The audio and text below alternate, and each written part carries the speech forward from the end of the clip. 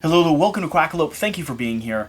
Today I'm bringing you a Kickstarter preview of Ragnarok Stars, which is a brand new family-oriented programming and set collection game with some mild take-that elements mixed into it as well. You see, Odin has issued a challenge across the land that those Vikings who would like to enter through the doors of Valhalla don't need to claim their fame or their victory or their honor on the battlefield anymore.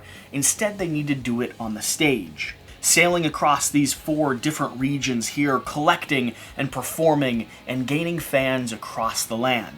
Whoever is the most successful, the most accomplished when it comes to collecting a pool of fans by the end of the game is going to be the victor. They will be remembered in the halls of glory and will enter through the doors and be able to perform a show for Odin himself.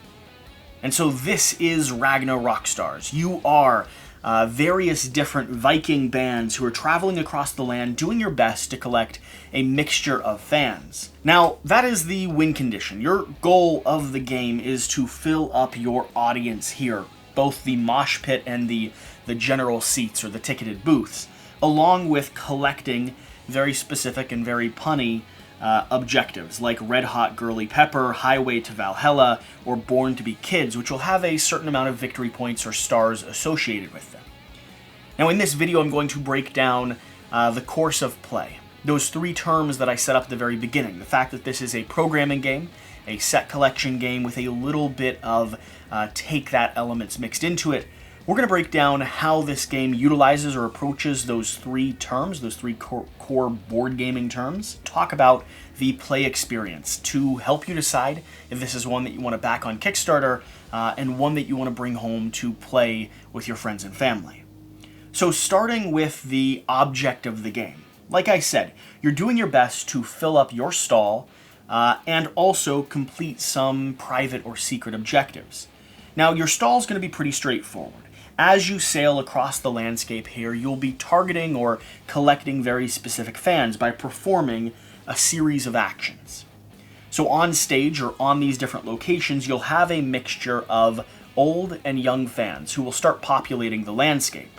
For instance, I can flip this card here, and I can see down here in Kislandia, we're going to have 1 young boy who's going to be available to become your fan. And up here in Kollingstone, we're going to have 2 girls pop into this location here. You're going to be touring to each of these different regions, competing with the other people playing the game, and doing your best to bring those fans over into your own stage, or potentially steal those fans from someone else and convince them to join your ranks. At the end of the game, you're going to collect stars, victory points, for every row and column you have complete on your audience board, and then also every objective or mission that you've accomplished. You can collect these throughout the course of the game by taking a very specific action. The missions that I have in front of me here are things such as Red Hot Girly Pepper, dock on Rollingston Island with at least 7 girl fans in your concert hall when the game is over. So this one's going to score you 3 full victory points. You need to end up at a specific island with a specific amount of fans. We have Highway to Valhalla. At any moment, offer one of your fans to any player, then reveal this contract. This is going to score you 1 victory point immediately during the course of the game. And then finally, Born to be Kids. Get more young fans, girls and or boys, than the player on your left side when the game is over. So those are going to be your secret objectives, the things that you're trying to accomplish. Now, how does the game actually play? Well, let's start around the programming portion of the game. Each of you at the start are going to have this series of boards. Now, all these boards are identical. The trick is the actions or the choices you make before you start resolving your actions here on the board. You're all going to secretly hold up your board, pop off the cap of your erasable marker, and note 1 through 5. Now, you're going to follow those steps in order, 1 through 5, resolving the actions you decided to take. Now, you cannot repeat a number. You also cannot place a number in the same row twice. So every character on your board has to take an action at least once. So I can just go ahead and jot down 1, 2, 3, 4, 5. Very simply there. I don't think strategically this is a very good choice, but this shows you kind of how we're playing. Along with that, you have these regions over here. So if I'd taken, let's say, a move action here for number 2, go and fill in this gap. This is going to be the very first stage of the game, secretly looking at the board and trying to decide how you want to approach whatever's happening. You're then going to resolve all of your actions, 1 through 5, at the same time with everyone else at the table. So your programming may in fact be changed or conflicted or become a little bit harder to accomplish based off of what other players are doing. Now this board is going to have some very specific or fairly easy to follow objectives. First off, up here on your top row you're going to have your leader, probably the most complicated figure here, and I'll go ahead and erase my numbers so I don't confuse you. But starting up top here, the map symbol is going to allow you to collect another contract. Now these don't count against you. If you have extra of them in your hand, it just gives you more opportunity to accomplish or score victory points. The eye is going to let you take a look at who might be coming out, where new people will be placed along the board when fans start spawning. And the flying boat is going to allow you to move from one region, one dock, all the way over to another one, but very specifically out of or into one that is filled up with ice, because when we get to the take that portion of this game, there are some modular chunks of ice that will start floating around the board, and you might either be the victim of or in control of where those ice chunks form, preventing or restricting other players' movement. If you've selected the flying boat there that allows you to go anywhere, you then have to also denote the region that you're going to. You can't make that up on the fly, you have to plan that a little bit ahead. Second here, the second row, going to be able to collect 2 young girl fans or 1 young lady fan. Then you have a regular boat movement. So instead of flying, this is going to be any open dock to any other open dock. So these 2 at the moment would be entirely closed off.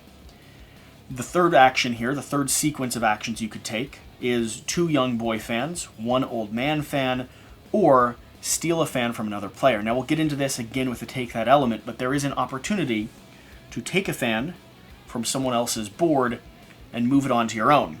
The fourth series of options we have here, 2 women fans, 1 young boy fan, and a shield. The shield will prevent your fans from being taken. If you're at a dock with someone who seems like they might be interested in some of your fans, you might want to make sure they're protected. And then lastly here, the other set of actions you'll be choosing from is take 2 old man fans, 1 woman fan, or steal the iceberg. There will always be one of these floating around. Steal the iceberg from another player. Now the icebergs, when placed down, you're going to pick up another one and hand it to someone else who you're playing the game with. So this will be a mechanic that is always controlled by a player and is always shifting who's actually in control of it unless you decide to steal it or steal it from yourself, meaning you're preventing other people from taking it from you. And then finally, we have a notes section here. Now this will resolve when you have a potential conflict, like you're using the eyeball to look at one of these 2 decks and someone else is doing the same. Well, then you write down that you're interested in looking at the men and women, and maybe they're interested in looking at the boy and girl. You reveal at the same time, you place down your eyeball accordingly, either both on the same location or either or location, and you resolve based off of that. There is the opportunity for some programming conflicts in this game. For instance, 2 people wanting the same identical fan. In situations like that, those fans just no longer become available to take because there's too many people warring over them. Or if you're both at a location with someone else and you're both trying to take one of their fans, you might have to denote down which type of fan you want to take from them, because if they only have, for instance, 1 orange fan, then both of you are not going to be able to steal that. So in the programming phase of this game, you'll be working your way through writing the numbers 1 through 5, making sure that every character takes at least 1 action over the course of the events. Then you'll reveal and you'll start manipulating this board, either taking fans from a specific location, moving your boat all the way down to a new one, potentially stealing an iceberg from the player that is currently controlling it, or soaring over the icebergs that have been placed down that are locking you in place and showing up where you need to in order to collect the fans that you're looking for. Really, that's going to be the main course of the game. The main structure of this game is utilizing your program actions to accomplish or take as many fans as you can, all the while paying attention to your victory conditions, which are both your public board and also your secret objectives. The second phase of this game is going to be set collection. Now, set collection is a pretty simple, straightforward mechanic. It means you're trying to collect all of one type or one specific unit. And it is a lightweight version of set collection. You'll mainly be looking at collecting colors or patterns. So here on your board, it's pretty obvious you want a full set of pink, gray, orange, and blue. If you fill up your board, you're going to score a lot of points. You also, though, want to be able to fill up all of your rows and columns.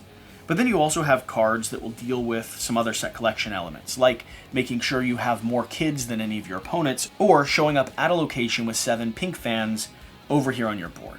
That is the main objective of this game.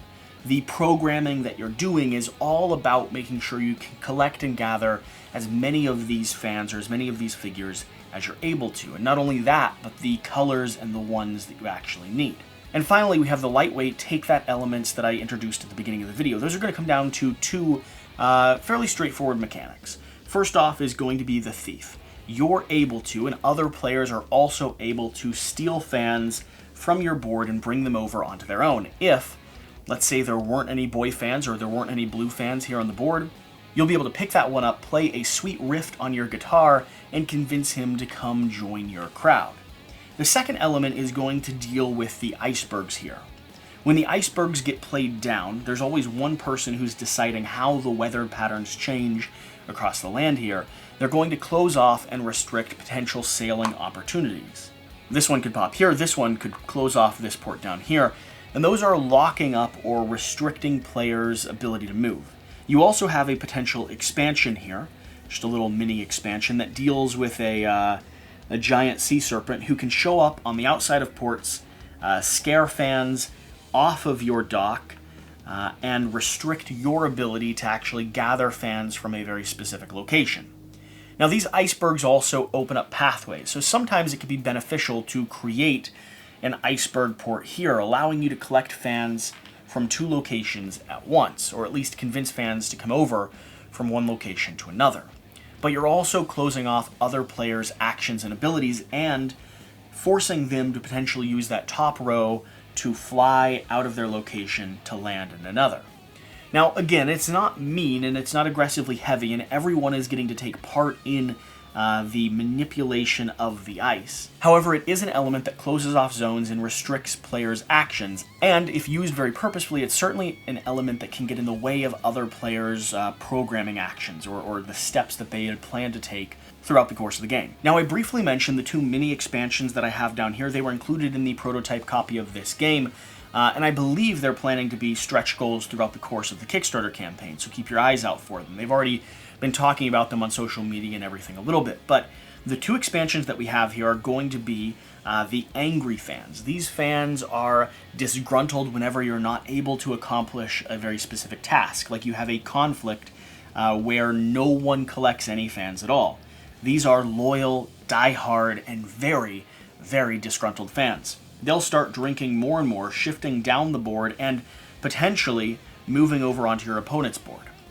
Whoever has any number of these angry fans by the end of the game will lose victory points, will lose stars based off of how many they have. So you could end up with a situation where you have a total of 3 or 4 angry fans on your board, and that is going to lose you a significant amount of points, especially because some of these cards are worth only 1 or 2 points apiece. So this adds a little bit more player interaction, adds a little bit more strategy to locking off or shifting angry fans down your board. So if you're unable to accomplish a task, you're at least progressing through sort of this objective as well. And then you also have this mini expansion with another band member. This is going to add 6 potential programming actions to your board and 3 brand new ones.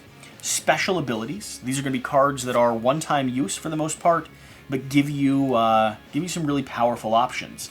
Program your action 0 to 5. Action 0 is done before everyone else. Reveal this card before resolving the actions. So for instance, this lets you go ahead of everyone, period. Or we have uncover this card at any time the dragon Fervina eats a fan instead of chasing them off the island. So here, instead of scaring fans away, this dragon is actually going to be consuming them which means they're no longer on the board for you to collect. You're also going to have a angry fan potential action here, which is going to shift up or down your angry fan on your board or anyone else's board, so it gives you more control over this unit. And then finally, you have the opportunity to control the Sea Serpent, moving her to a very specific port and making her consume fans, scare fans away, and terrify whatever current bands or whatever current boats are at that port or arrive at that port throughout the course of that round. So those are the little mini expansions we have. The game is going to end after 7 complete rounds, and when you get to the end of the game, it's going to be pretty straightforward. You're going to go through, add up the stars on your board, and reveal any of the cards you've completed. Then you will unfurl this guitar string sticking out of the ocean waves, and you'll figure out who is playing the highest note or the highest rift. Whoever has the most victory points gets to celebrate, enter through the gates of Valhalla, and as far as I'm concerned, gets to choose what type of rock song you play on the radio next. So, all that being said, this has been a breakdown or a preview of RagnaRok Star, an interesting little programming and set collection game. Definitely oriented towards families who love the genre, love rock music, like the bright, vibrant colors, and want an opportunity to sail some boats around, collect some fans, and get into just a little bit of trouble. Whatever the case, I appreciate you watching. Please leave a comment down below letting me know your thoughts. What other Viking mythology or lore would you like to see incorporated into this game? What are your favorite rock bands that you'd like to see puns made out of? And whatever you do, remember to do the important thing. Get out and play some games. We'll see you next time. Thank you.